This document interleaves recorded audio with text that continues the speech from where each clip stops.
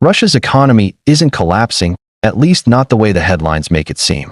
But behind the glossy statistics, ordinary households are silently feeling the squeeze, struggling to pay bills, fill their carts, and keep up with everyday life while official reports show stability, or even modest growth. Millions of Russians are facing a different reality.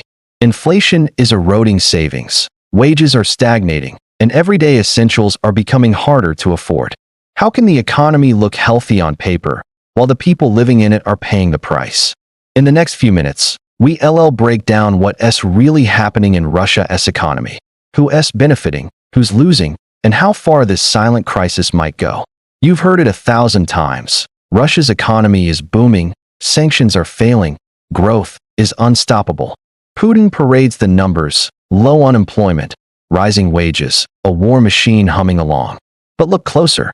Behind the headlines, something sinister is unfolding. The economy isn't collapsing. Yet, it's holding on, propped up by endless military spending and borrowed billions.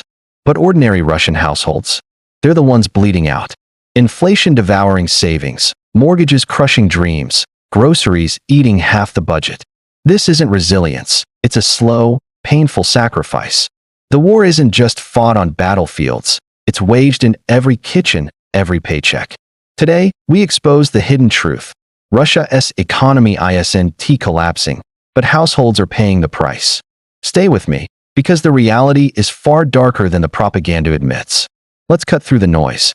As we enter 2026, Russia's GDP isn't crashing. Forecasts from the IMF peg growth at around 0.6% for 2025, edging up to 1% in 2026. The central bank sees 0.5 to 1.5% this year, similar next. Putin's own ministry admits sluggish 1 to 1.3%.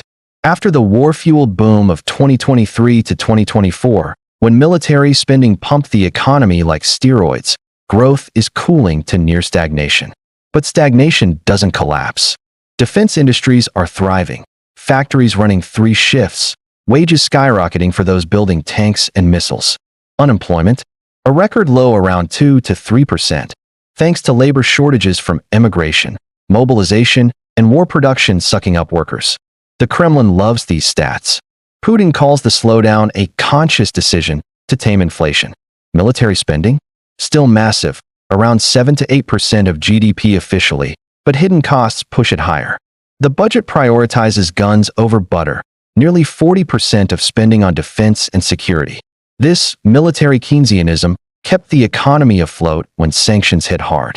Oil revenues, rerouted to China and India at discounts, plus domestic borrowing, plug the gaps. Reserves in the National Wealth Fund are depleted but not exhausted. Russia isn't Venezuela. Public debt is low at 18 to 19% of GDP. So why the doom?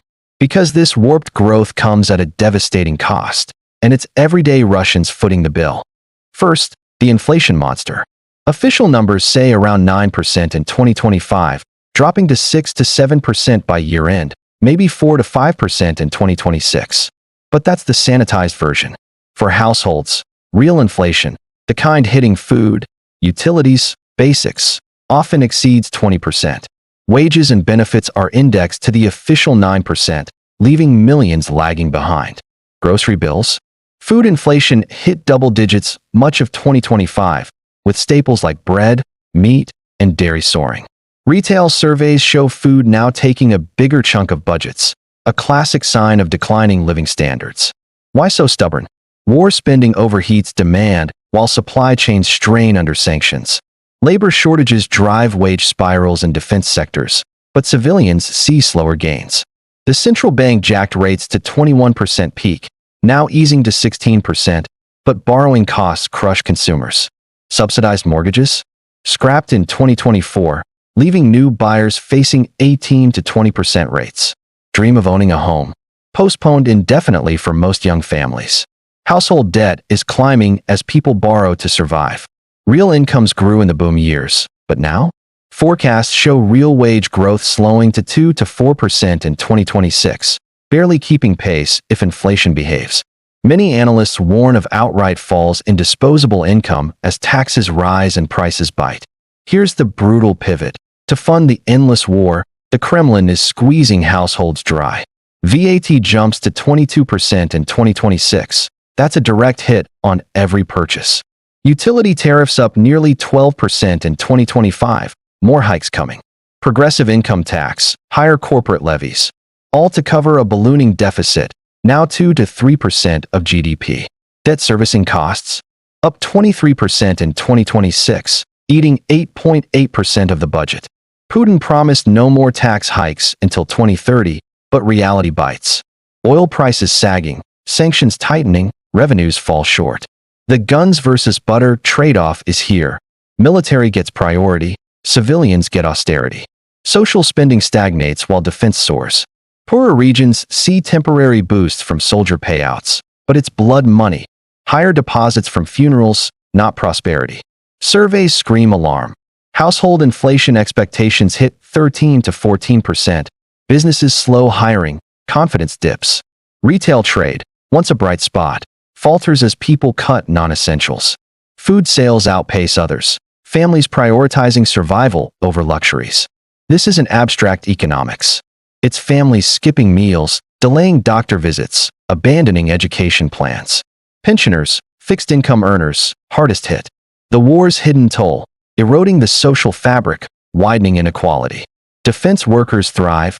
Teachers, doctors, service folks struggle. Analysts from Carnegie to Atlantic Council warn. Without course correction, 2026 to 2027 brings crisis. Overheating turns to stagflation, low growth, high prices, rising unemployment as military demand plateaus. The labor market eases slightly, but brain drain and demographics bite long-term. Sanctions reshape everything. No foreign borrowing. Isolated finances force domestic pain. The central bank fights valiantly, but fiscal dominance, war-trumping prudence, undermines it. Rate cuts? Slow, cautious. Inflation target? Delayed to mid-2026 or later. Is there hope? If oil spikes or war ends, unlikely. Instead, expect more conscious cooling. Tighter belts for citizens to sustain the machine. Conclusion: slow fade on everyday Russians. Foreboding tone: Russia's economy isn't collapsing. It's adapting, ruthlessly, to perpetual war. But at what price? Households crumbling under the weight. Inflation stealing wealth. Taxes rising. Dreams deferred. This is the real story. Not triumphant stability, but quiet desperation. The war economy endures by devouring its people. If this revealed the cracks behind the facade, smash like, subscribe to Powerconomy for more raw truths, and comment. How long can Russians pay this price before it breaks? Share this. The world needs to see who's really suffering.